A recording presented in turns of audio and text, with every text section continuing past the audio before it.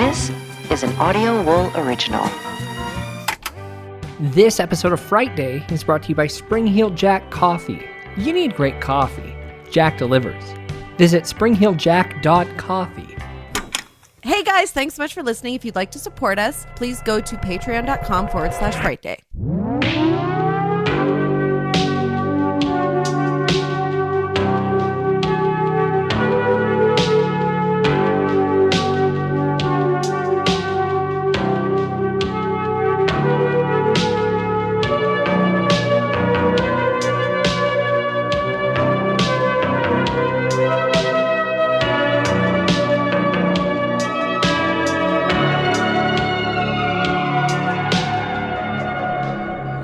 Frightday. I'm your host, Byron.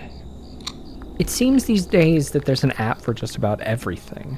To share thoughts, shop, find love, listen to podcasts. But some are more important than others, like ones that assist folks, connecting you with someone who can help, which could certainly come in handy if you happen to be blind and under assault. We'll talk about that tonight as we review Randall Okita's See For Me. I'm joined tonight by Kelly. That was the best intro you've ever done. Now you're just saying that because I was unprepared and I did that at home, Kelly. I know it'll be the best one. I appreciate it. Because you'll obsess over it, especially now that I've said that. All right. We are just back in the swing of things. We are swinging. It's the new year. I'm sticking with my resolutions of falling in love with horror.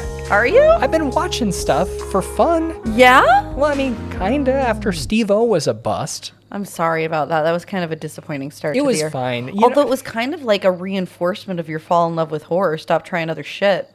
Well, there may be something Steve-O inspired coming to shop.frightday.com very soon. I don't want to talk about it, but why aren't we talking about it? It's not here yet. Can't we talk about it? Well, I don't know. I don't want to make get people psyched out. After Steve-O, I went home and saw that Shudder had sent me a screener for something that I absolutely loved. I thought it was cool too. We were potentially going to do this for an episode, but it's not really something that we've ever done. Yeah, which could either be a reason to do it or a reason not to do it. I watched The Runner by Boy Harsher.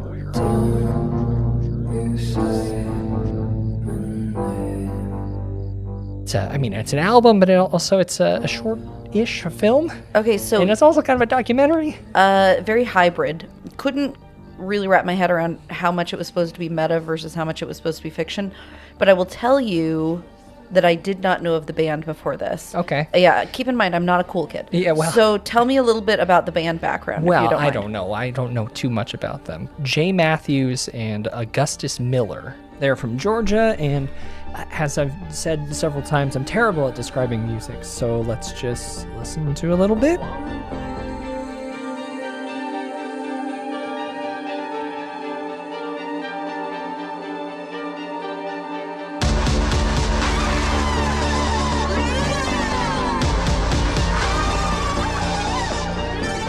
It's dark wave stuff.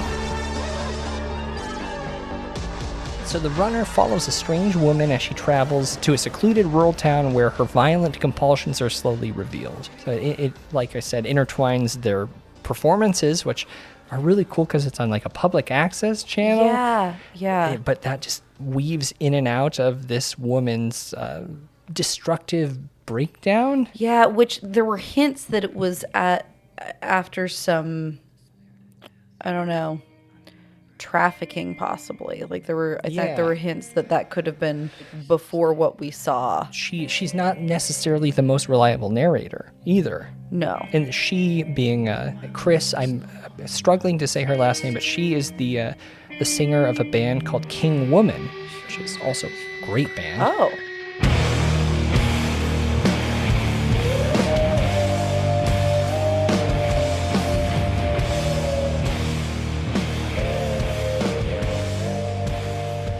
This is her acting debut. Oh. I think she kind of killed it. Yeah. She didn't really say too terribly much, but did a lot on the face. Yeah, a lot. And the blood patterns. Standout performance, a song with a guy named Cooper B. Handy. Memories a blessing in a safe mind. Feels lucky somebody could replace mine. I know these things take who plays the boy. It is amazing Yeah. how much of this world I don't know, but it was cool. It was very entertaining. It was very one of the best credit sequences I've seen in a film in a very long That's time. true. That's true. Just a weird thing. It's available January 16th on Shudder, and I Check it out. I think you gotta. Yeah, watch it. Kelly, Yeah? you know what I'm gonna say. You gonna boss me around about a video store? Not necessarily your boss, but we're coworkers. Right, and you're gonna these try and boss me around about it, though. DVD copies of Darkness Falls aren't gonna put themselves away. Okay, I like that one. It's time for staff picks. I straight up liked it. They say so much, but they never tell you if it's any good. Werewolf movie with E.T.'s mom in it? The Howling, horror, straight ahead. In my opinion, Uh-oh. this film got unfairly panned when it came out back in 2008, but given our current seemingly unrelenting pandemic situation, it might be time to revisit Fernando Mireles' blindness. What's the matter? I can't see. Somehow that patient infected me. That's impossible. Nobody goes blind like that. Morning, Minister. Some strange calls this morning. I'm gonna have to ask you to come with us. May I have those files, please? My fellow citizens, like so many of you, I have gone blind. We're in a state of crisis. They're gonna be here any minute. The decision to quarantine all those infected was not taken without careful consideration. Step down, ma'am. You're not blind. This vehicle is for the infected. No, you'll have to take me. Fine, have it your way. Oh, I don't know anything about this. Really? Yep. A city is ravaged by an epidemic of instant white blindness. Those first affected are quarantined by the authorities in an abandoned mental hospital. Soon, criminals and the physically powerful prey upon the weak, hoarding the meager food rations and committing horrific acts. There is, however, one eyewitness to the nightmare, a woman whose sight is unaffected by the plague. She follows her affected husband to quarantine, pretending to be blind like him. He's a doctor. It's been a long time since I've seen this film. The doctor, Mark Ruffalo. I wrote Buffalo in my notes. That's kind of fun. The wife is Julianne Moore. I don't know why people don't like this thing. I watched it when it came out. I enjoyed it quite a bit. I find it hard to believe that it's a stinker, but yeah, looking through some reviews, which I've started doing after the old Possession of Joel Delaney blind review thing, all of its problematicness. Some folks are pointing out that there's some bad stuff in here, like when Julianne Moore's character, who is the only person who can see, she supposedly sits back and does nothing while people are raped and murdered. Others say the film lacks character development. But I say that after directing City of God and The Constant Gardener, I'm sure folks were kind of just set up by expectation. This isn't really a horror film. It's more of a thriller. But yeah, I maybe revisit Blindness. I think you should check it out. Well, I'm going to revisit it because I've never even seen it. I'm surprised. You missed a Moore? Sorry. You're going the way of the Ruffalo? I guess I am. All right, well. I guess I am. You got anything for us, Kelly? This is going to be one of those where we're talking, I guess I'm not reviewing, but I'm talking about a movie. It's a blind wreck. Yes. Yeah. It is. It's a theme, Kelly. It is. It is. Tales of Terror from Tokyo and All Over Japan. What is this? Tales of Terror from Tokyo and All Over Japan. Okay. So it's based on stories that are collected throughout Japan. Oh. And there was a Japanese horror show called, I don't know, something in Japanese that I'm not going to try and pronounce. Come on. Okay. All right. 8 stories told by 7 directors. So one of them got 2. Someone got 2, huh? Probably the front and the back, maybe. Yeah. Wrap around. It's from 2004. It's an hour and 32 minutes long.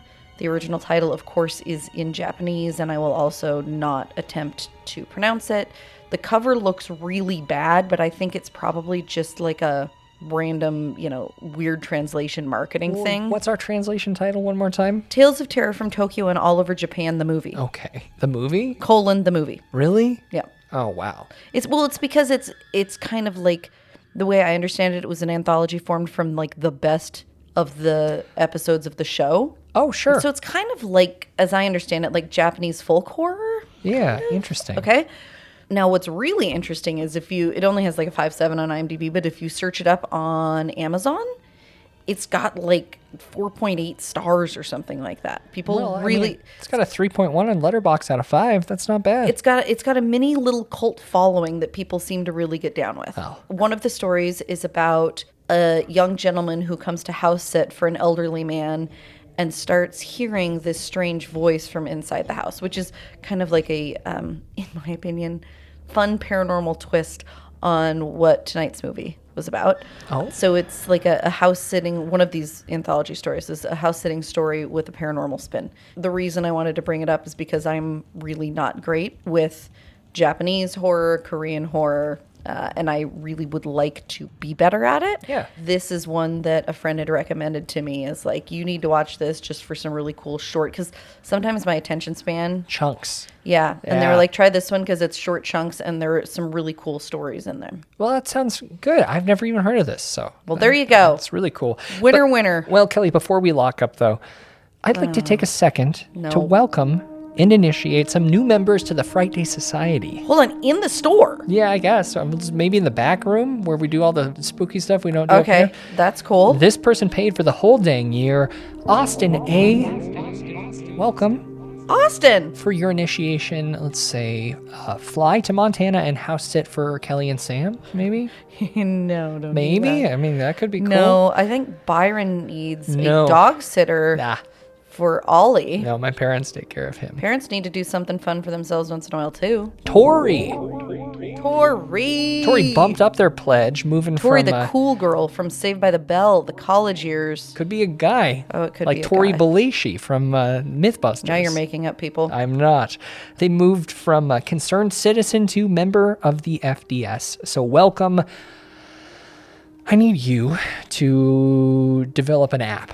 Maybe give us access to the people who sign up's video and microphones so we can spook them or something cool like that. It's a really intrusive, terrifying app. Yeah, I don't want that app. If you could just do an app with like a Russian roulette wheel that spins and comes up with a horror movie for you to watch. Oh, that's kind of fun. I'm still working on Frightday. I think that's a fun idea. I do think it's a fun idea. Well, welcome. Talk to George Norrie about how to make that work. What is it? They've got like the paranormal dating site that they're always advertising on. They his do. thing. I listen to him talk about. I don't know if it's still alive anymore, but it was. There's lots of potential here.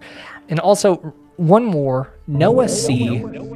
gave a little bit more, entering the inner circle. Thank you so much. I don't know, what are we going to make him do? Do we make IC people do things? Yeah. Maybe this is like the day where we offer them. It's like the day of my daughter's wedding. Like they can come to us with a just request. Once. Just once? Just once. Just today. Well, not today. My daughter's not getting married. Okay, well, both of them? Neither of them. Not Jeez, today. Yikes. Okay, well, Noah, welcome to Inner Circle. Welcome. And Kelly, I think it's time to keep on talking visual impairment. I got some interesting, well, at least I think interesting feelings about this. As we review See For Me.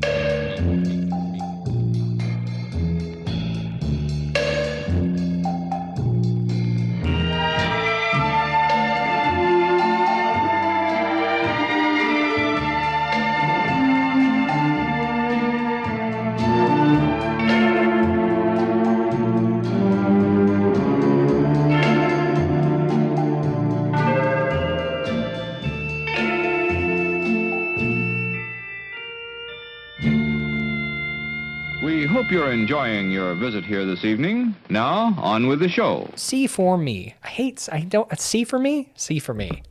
See For Me. See For Me is a 2021 Canadian thriller film directed by Randall Okita. Sophie, a blind young woman, house-sitting at a secluded mansion, finds herself under home invasion, by thieves seeking a hidden safe. Her only means of defense? A new app called See For Me. It connects her to a volunteer across the country who helps her survive by seeing on her behalf. Sophie is connected to Kelly, not you, an army veteran who spends her day playing first-person shooter games. Sophie is forced to learn that if she's going to survive the night, she'll need all the help she can get. A blind teenage girl who ends up not being so powerless after all. I don't not like the synopsis very much, but it's what IFC It's Midnight a pretty cheesy gave synopsis. us, but yeah. Randall Okita, Japanese-Canadian director, incredibly accomplished for being someone I know nothing about. His films have screened at Sundance, Venice, Tribeca, TIFF. I think maybe because I don't know too much about, well, we'll get into it. First feature was in 2016. It's called The Lock Picker, which is interesting because it's the theme in this thing. Yeah. A teenage thief This guy had a previous life as a... picking locks. Yeah. Is there a term for a person who picks locks? A lock picker. A thief? A teenage thief tries to leave town to escape the violence that threatens him and the people he loves. This screened at TIFF Bell Lightbox, which I don't know what that is, and it received a Canadian Screen Award, the Grand Jury Prize. It also got that from the San Diego Asian Film Festival, and Best First Feature from the Toronto Real Asian Film Festival. This is where things get really interesting. The Book of Distance. It's his room-scale interactive virtual reality experience. It debuted at the 2020 Sundance Film Festival. It won a handful of awards. What would you call it? VR, interactive experiences? Mixed media. Yeah. He did a couple projects like that. It's kind of what he was known for a long time until this second feature, See For Me. It premiered at Tribeca in 2021 and stars visually impaired actor Skylar Davenport as Sophie. In late August, IFC Midnight announced they snagged it, and See For Me was released January 7th on VOD and in select theaters. Kelly. Yes. That IFC Midnight logo sure is fun, right? It is. It's way slicker, I guess. I don't know. It's not cheesy. It's version 2.0. I dig it. I think this is the first film from IFC Midnight, which thank you guys so much for sending us this screener. I think it looks cool. Yep. So before we get too far into it, I want to say that I had a weird kind of connection with the movie right at the get-go. Okay, you're an alpine skier? I'm not, but I am working, for some reason, I have a bunch of clients this year who are super competitive alpine skiers. Really? Really crazy competitive. Are they as rude as Sophie is? No comment. All right. So I've been speaking with a couple of them in particular about just the pressures that come with it. Oh, I'd imagine. You know, you put all your eggs in that basket. It's kind of like, Olympic gymnasts or anything else. It's really hard when you become that good at something and you are that specialized because a lot of other places in your life aren't getting, equal attention. And so if something happens in that core element, it is completely shattering. Sure. And so she was a teenager, right? Is she 19, 20? How old is she supposed to be? I don't know. She's I believe young. 19 sounds right. Yeah, because I think they mentioned teenager a couple of times. Okay. She's somebody who had a very specific future planned for herself, somebody who worked a lot. The training for alpine skiing, it's pretty insane. Oh, yeah. I mean, one of my old friends, her sister is Maggie Voisin, the whitefish skier who just qualified for her third Olympics. Oh, hot dog. Yeah, so that's pretty cool. We've got one of those going. Yeah, no kidding. Only cool person from Whitefish? Yeah, I mean, I know some cool people from up there. Oh, really? Yeah. You're friends with Richard Spencer? No, I know kids that are suffering at the hands of a community overwhelmed with Richard Spencer. Pretty gross, but... Anyhow, so I guess I was in a space where her attitude didn't seem weird to me, and her character and the way she approached things in the story. We're talking about Sophie. Didn't seem weird to me because I could see, like, some of the kids I work with, like, oh, if this entire core of their life fell out from underneath them. Yeah. Because you also have to be very, very independent, like much more independent than your average teenager to do something like You're that. You're forced to grow up fast because the importance of what you're doing is a lot different than like me playing an open mic night in high school, Well, I mean, to some degree, but you're more alone. If I was signed to a label when I was 16, it would be a little different, right. Well, but so I guess my thing is this kid has experienced this injury, lost her sport, and also lost her whole identity because she grew up really fast, and now all of a sudden she's been thrown back to like, okay, now you're going to be treated like you're 12 again. Yeah. And so I think that the choices she's making here feel a lot more logical Interesting. to me, and I think that's maybe one of the reasons it didn't feel so weird to me as a movie. Well, I found it completely annoying and grating, but after you say that, it makes a lot more sense. You know, I understand that being stripped of a sense is worthy of being a bit of a curmudgeon, but I think it's that plus the age plus the dynamic of what her life looked like up until the point she lost her sight. Yeah. If she was that competitive an alpine skier. and now, Right. in the situation she's in.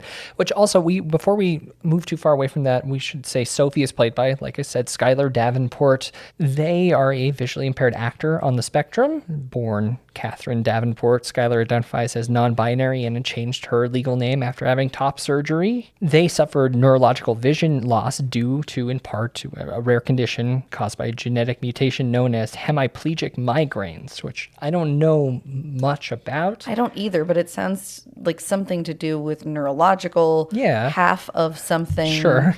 Pelagic. Well, it mimics a stroke and affects approximately 0.01% of the population. Wow. Yeah. So after one of these attacks morphed into a stroke in 2012, they suffered permanent vision loss and became legally blind. Wow. Spending many years in hospitals and specialist offices as they relearned to do all these daily activities. They eventually left Western medicine behind after being told to, quote, learn Braille and get a live-in assistant. Skylar didn't want to do that. So they decided to continue to pursue a childhood dream of acting despite these new obstacles. Oh, good for Skylar. Yeah, hoping to inspire others with disabilities along the way. So I guess maybe this is the first on-screen performance. I don't know that for sure, but I do know that they had a massive background in voiceover acting for video games. Anime. And cartoons, yeah. Final Fantasy, Pokemon, many other things. But yeah, this is really cool that we have this kind of casting in this kind of film, you know? Yeah, I agree. Also, I think, I mean, not to toot my own horn, but probably argument Put it away. in favor She's of... got the horn. I'm just saying it's an argument in favor of how authentically I think she played the role, but that's okay. Maybe that was just Skylar being Skylar. Yeah. Well, it's probably more flattering to say it was Skylar being Sophie, but... Well, I do think that some of the best performances come, you know, from being able to attach something very personal to the role, it would seem. And this obviously has that. Sophie tries to sneak out with luggage, slighting by her mom, but she doesn't quite get there. What are you doing? Nothing. It doesn't look like nothing. I got another gig, okay? So you were just gonna leave? I was gonna call you from the road. You're not leaving until you tell me what is going on. I just told you. Can you please shut that off?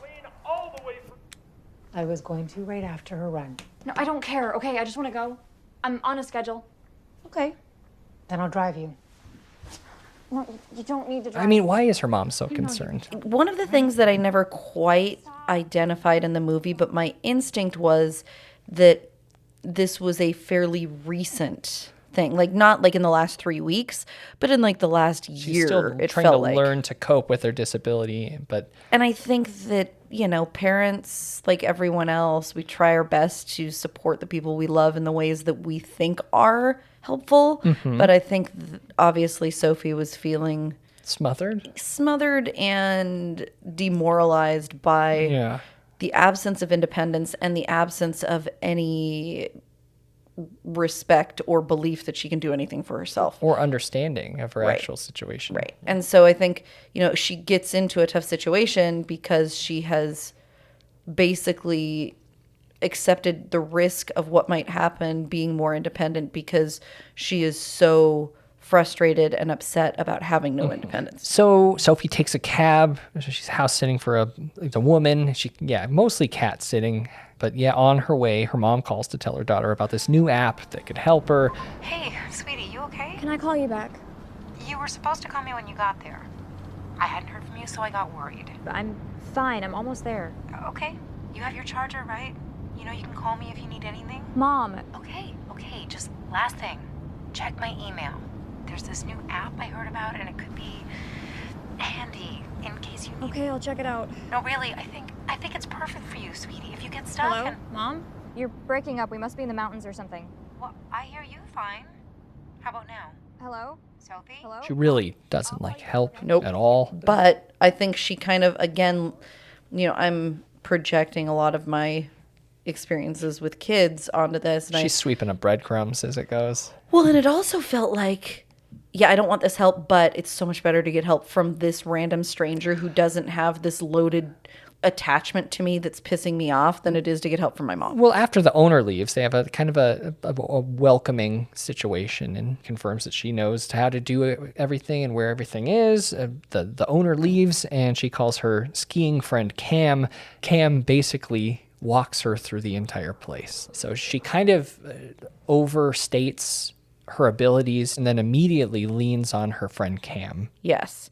And Cam is feeling taken advantage of at this point. Well, he certainly is, because she winds up in the wine cellar and decides to steal a bottle that's worth $4,500, and he's tired of helping her sell these things because it seems like she's part of her career as a house sitter has shifted into her also stealing from people, taking advantage of them, and also saying that they'll never blame the blind girl. Right. Which is, right.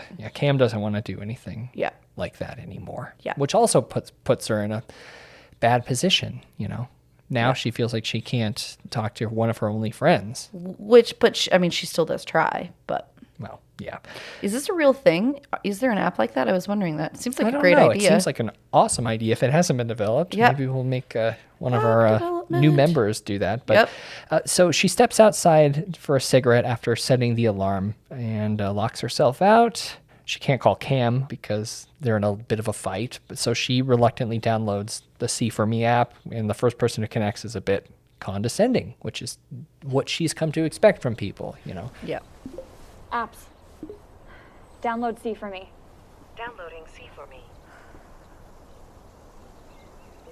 Open See For Me. Welcome to See For Me. Select I am blind or I am sighted. I am blind. See For Me would like to access your camera and microphone. Allow. Tap screen twice to connect to first available helper. Creating request. Connecting to servers. 1 moment.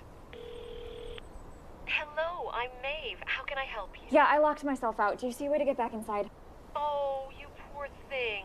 The handle is right in front of you. If you just step forward... No, I know where the handle is. It's locked.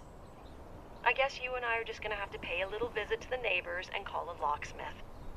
The nearest house is like... You know what? Thanks, Maeve. Okay. Oh, honey, you just need to do this kind of stuff. Right. It's a terrible attitude to have towards a blind person, anyone with a disability. Yeah. Well, and I think it immediately also sets the tone that this app probably doesn't have highly trained individuals. No, it seems like something like that... an Uber. But Uber for people who don't care what their car smells like. Yep. Yeah. Yep. But they're not all like that because she reconnects to a different person. This person is Kelly, not you. Take it 5. You guys are on your own. She's an Army veteran and gamer living on the other side of the country. Hey, what can I do for you? Hi, I'm locked out. Do you see a way I can get back in? Is there somebody that you could call? I'm talking to you, aren't I? Kelly suggests some of the same things that the first person suggested, like go to a neighbor, call the police, do those kinds of things. But she seems to pick up when Sophie is saying that she wants to do it for herself. All right, can you show me around a little bit? Just slowly pan from left to right. Fun back and forth where irritated she says, I'm freezing and I don't have my cane. You can kind of feel their connection grow, which is funny because on my car right up here, I was like, this movie is so stilted and none of the characters grow. Yeah, I guess I feel like there is some growth. I'm helping a stubborn blind girl break into a house that may or may not be hers. Yeah. And I mean, I'm probably biased because it is a character named after me, but I actually thought she was a great Kelly was character. great. Really fun character. Jessica Parker Kennedy. Oh. Not Sarah Jessica Parker. Jessica Parker Kennedy. I think it's Jamie Kennedy's daughter. One could hope, I think it's Jamie Kennedy's daughter. Yeah, they managed to open the sliding glass door, but it sets off the alarm. There's some chaotic guiding through the house, but their bond is solidified. And we see this when Sophie saves her as a priority on the app, which is pretty cool. She's up late learning about guided skiing on her laptop, which is something that Cam suggested that they start working on. So you can see that there's a softer side to Sophie. It's leaking through the cracks. Yep. But outside trouble lurks until it makes its way inside. A few freaking thieves armed with tools just kind of stumble in. They pull a painting down and slide a latched hatch. And they find a safe. secret safe. Yeah. Which obviously has something pretty good in there. You know, but she hears them, and after sneaking around quietly, she gives herself away when she knocks over a vase. Which, why do fancy people have so many? Vases, probably, is how they would say. So you want to hear a fun fact about filming? Yeah. That I found in an interview that I read with Skylar. Mm-hmm. Rue Morgue did the interview with her. And they asked what kind of preparations Skylar went through to acclimate to the big house while they were shooting. I didn't actually go through much of the house before we started shooting. I experienced the living room and the kitchen area when they were first setting up because we had some costume touches to go over, but I didn't really get to experience the vastness of the establishment until we began filming and started going through all of the rooms and other areas. Probably helped with the tension of... Yeah. As we're watching Sophie explore it, Skylar was kind of exploring it at the same time, which is another reason I felt the performance that they did was so authentic. Yeah, what do you think about the thieves? I was going to call them goons, but they're not quite goons. I've been watching a lot of Charlie Kelly recently. So, oh, okay. So I'm good with that. Ghouls. Well, that's different. Goons and ghouls are different, I Kelly. like ghouls. They're not ghouls. I think they're ghouls. Ghouls are more like spooky. They're ghouls. No, I would say... I didn't like them very much. It kind of reminded me of Panic Room, but without any sort of real charisma. I liked that they were three very different dudes. Yeah, like one of them, big boy who's on the hacking kind of side. He's a lockpicker. Yeah, more so, but and he also certainly wants nothing to do with any violence. And then, like, you think so? A calm, collected one who also isn't down with the violence, but doesn't have quite the moral line. That you got yourself that a loose did. cannon. Yep. Speaking and then of Charlie Kelly, super loose. Oh no, Charlie Kelly is a sweetheart. But in the episode with the box truck, he was the loose cannon. Come on, I guess now. that's true. Stick okay, with fine. me here. Sorry. Follow the thread. Sorry. Fair. Goodness gracious. I'm but sorry. I still think that their characters were pretty one note considering like development of other things that I've seen that are better. Like I've heard people talk shit about Panic Room. I think Jared Leto and Dwight Yoakam were so fucking good in that movie. I agree. But, also, I don't think the point of this is their development. Well, there's only so many characters in this. I know we focus on the relationship between Kelly and Sophie, but yes, I don't know. Yes, the vase falls, vase falls. Thank you. Yep. Why can't I say vase? That's like Creek Crick, right? I mean, you're just weird. She calls C for me, but then she gets snatched up before she makes it to the door, and the thieves and their boss, who's on the phone, they have a little conversation, revealing that she's blind. They decide to make a deal. She didn't see their faces. She doesn't need to die. In fact, she can actually help them out here. I can get rid of the cops. I'll say it was a mistake. And why would you do that? I want an equal share. I'm listening. And I want you to prove you won't hurt me. I told you, you are not a witness. Just say it. She offers to call off the cops if she gets cut in with the money, which, I mean... Here's what I liked about that. No, this is what I really loved about that scene. I think we've got a 19-year-old who is equal parts terrified and trying to get out of a situation. Yeah. But is also really loving the idea of rebelling in a way that asserts her own independence. And so I think there's a lot of, well, she's already done these small thefts. So this could be her big break. But why does she care about money so much? Well, I don't know that she cares about money so much. I don't think it's about the money for her. It's taking something from someone else because she had something taken from her. Yeah, there you go.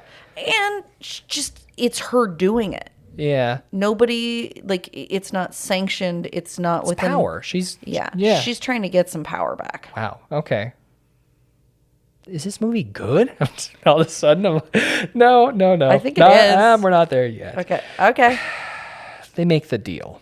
But the cop's on the way already. Yes. And so she's got to do something, and she's ready to put on a performance. And let me just say that at first, her performance sucks with the cop. And at the same time, Kelly on the other side of the country is she lost the connection with the phone, and she's doing some sleuthing and may or may not be reaching out to some other folks at the same time. Right, because she's trying to figure out exactly She where... saw her see-for-me person as a home invasion. Right, and she's going to do everything she can to help her. Because she's, well, I real think good she's human. looking for meaning as well. Yes, she is. Because she's looking for redemption, I would say, is what she's looking for. Yeah. The cop shows up, and I wrote down that I was not thrilled with their back and forth at the beginning. It felt like really, I don't know, weird. Like, she was really weird. She was being very weird. Yeah, she's making up bad excuses. Like, right, but that's because she's a 19-year-old fucking kid. But then at the same time, when the cop was saying stuff like, hey, you got a panel loose here, that's a fire hazard, I was like, what are we doing? This is corny,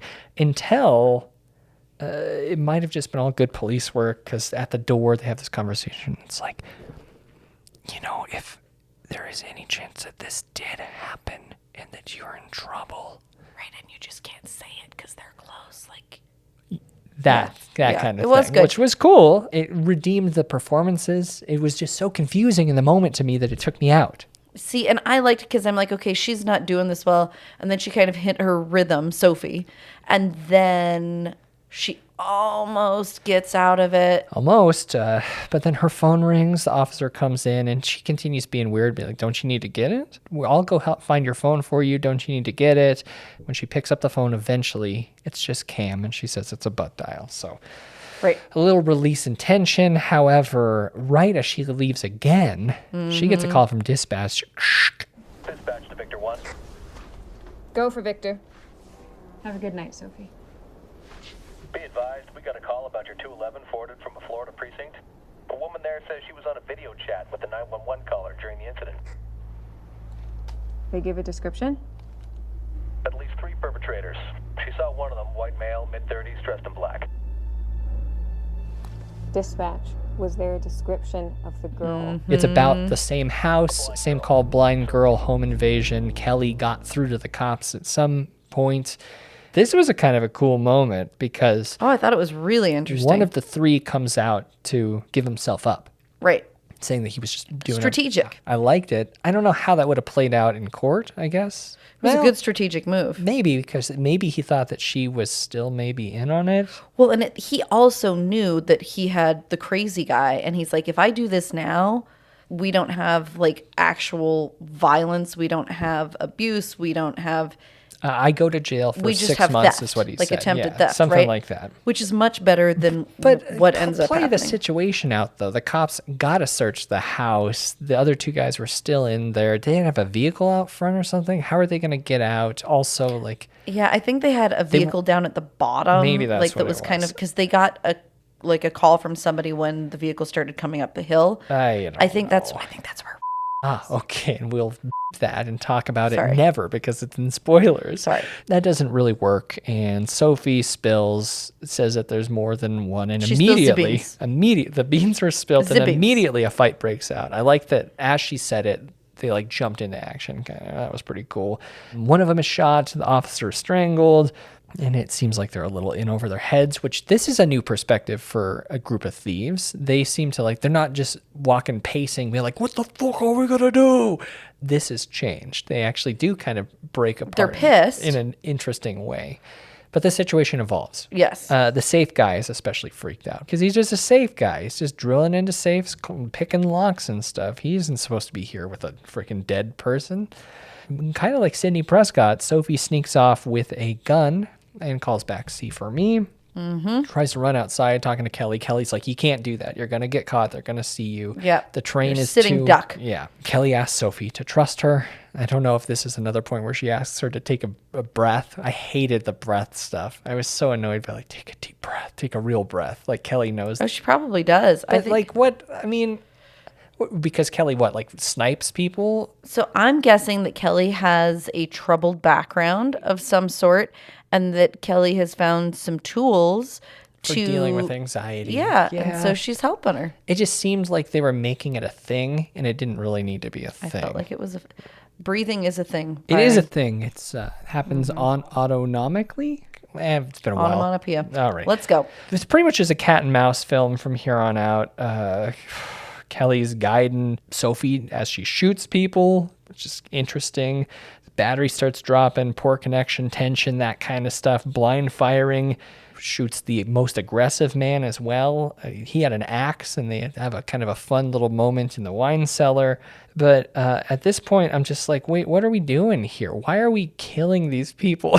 Like, otherwise, they're going to kill her. It just seemed weird because now a cop's dead. It just seemed weird to be sneaking up and shooting people without provocation. I mean, I know that there's general provocation. What is wrong with you? They just killed a cop. They're going to kill her. It still feels like kind of murder. You don't kill a murderer because they murdered someone. You do when it's the only way to keep yourself from But getting you don't murdered. know that. I'm sorry. I felt weird. Okay, you are a fucking weirdo. No, it felt weird. They are hunting for her in the house to kill her. I don't know.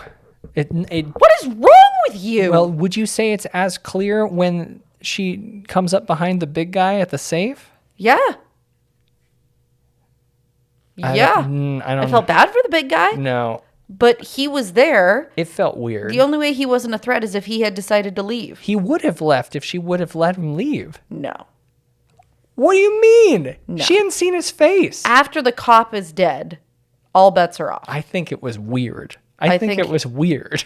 No, I think it's weird that it was like life or death defense at that point. I don't even know if any of this can go in, but it was weird to me. You're a psycho. I'm not a psycho. I'm the opposite of that. I'm overly empathetic.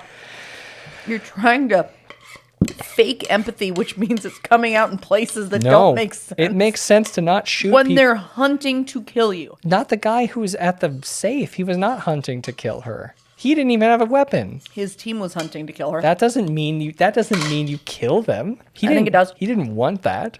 But after the cop was dead? He didn't kill the cop. I know, but after the cop was dead, he needed to walk out. He was trying to walk out. He was. They yelled at him to go back and work on the safe. No, but he was walking out at the end, and she wouldn't let him go. Oh, I see what you're saying. And I don't think he really was, though. He was too scared of those other guys. I think that at that point... They were all dead.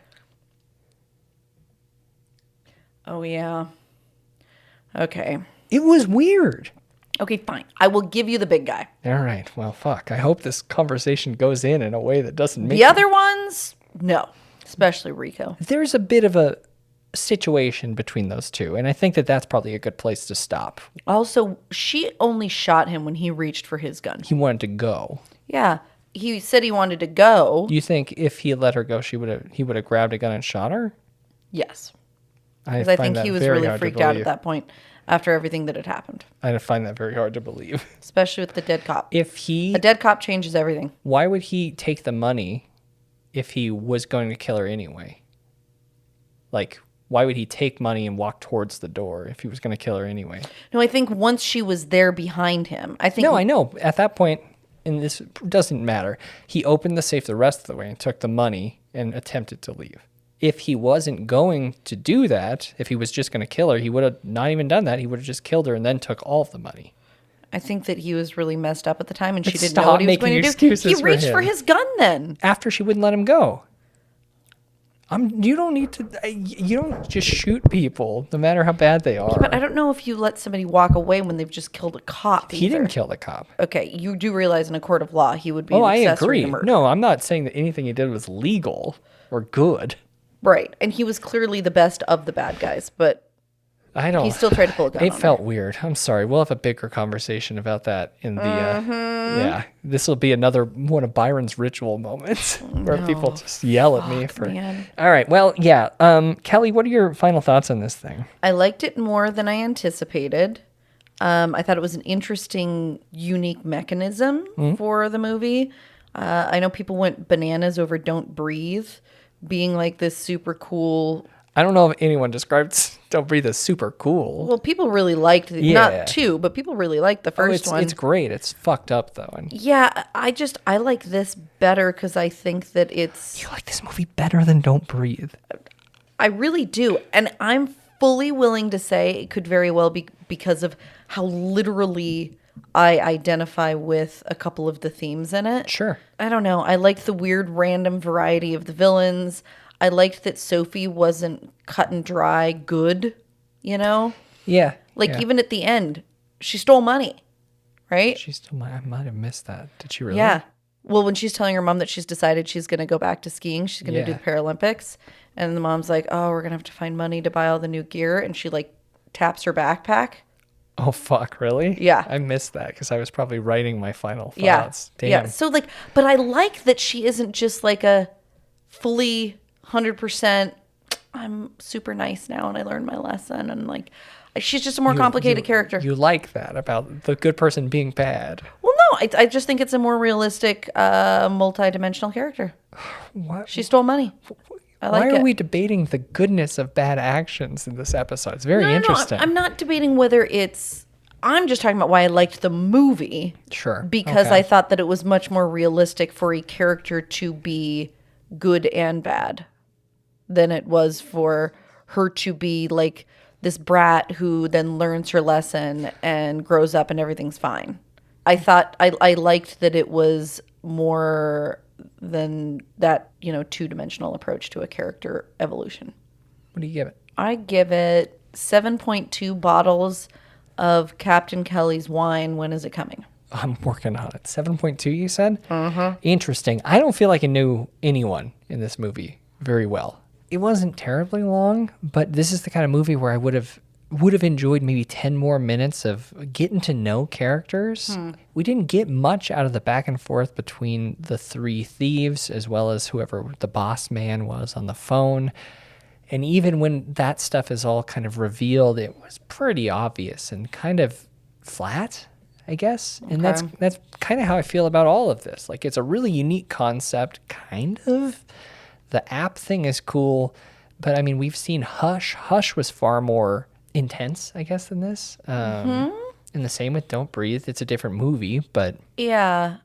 Yeah. But I mean, we talked a little bit more about Sophie's character. I think I understand her a little bit more, but at the same time, my problem is that no one really grew in this movie. Like, the characters were who they were the entire time, and I found that kind of boring. She changed a little, I guess, but at the end, like, maybe not. I think she did change a lot. Maybe. She went fucking skiing. That's it. Oh my God. I understand the value in that, of course, because this was the big hurdle. Her big fear was going back to this thing that she lost and knowing that she can never be as good as she was before because things are different now. Yeah. Yeah. But I just... That's big. It is big. I just... movie felt... liked it. That's fine. I know that you just said, but... I liked it. For those reasons, I give C for me 4.3... Fucking shit. Vases. Pause.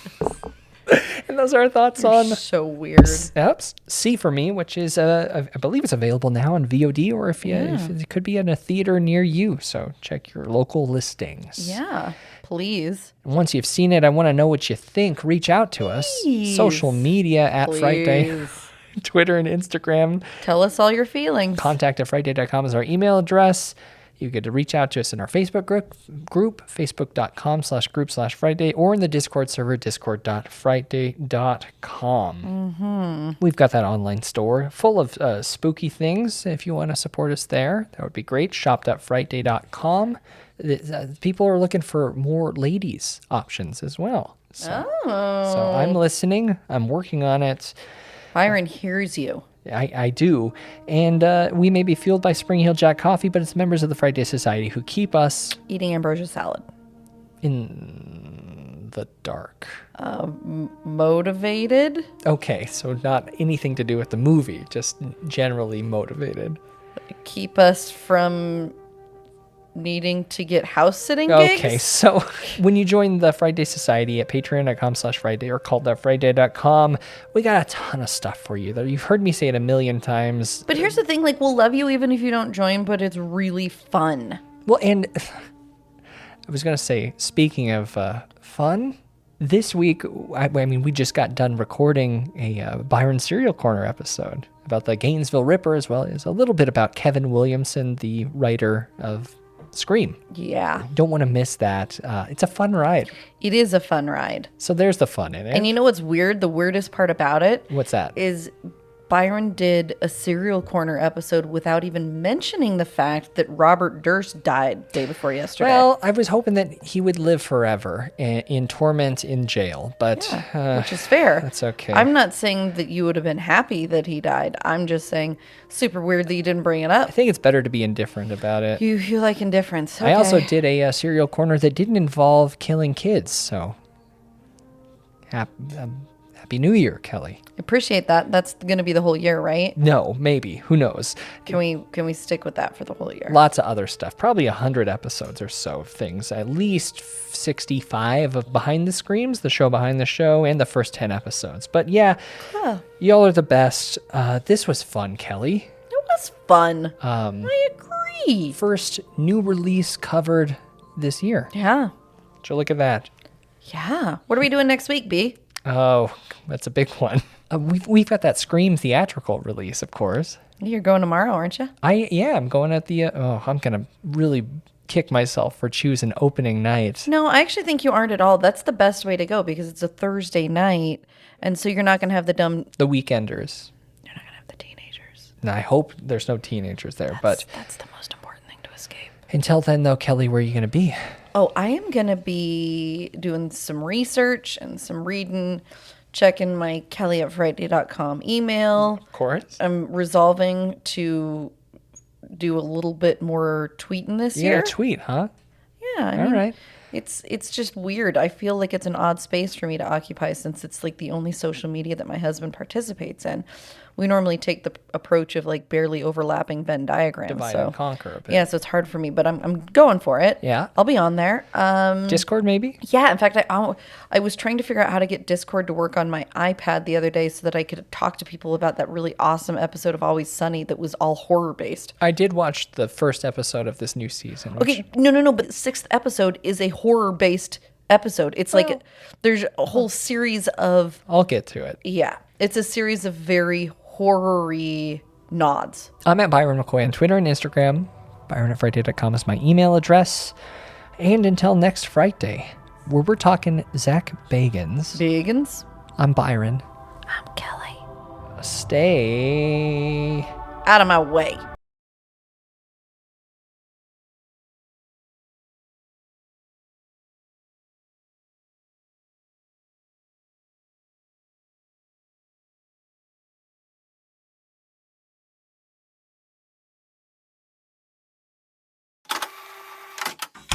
You've been listening to an Audio Wool original, produced by Byron McKoy, theme music provided by Cemeteries. For more programs like this, visit audiowool.co.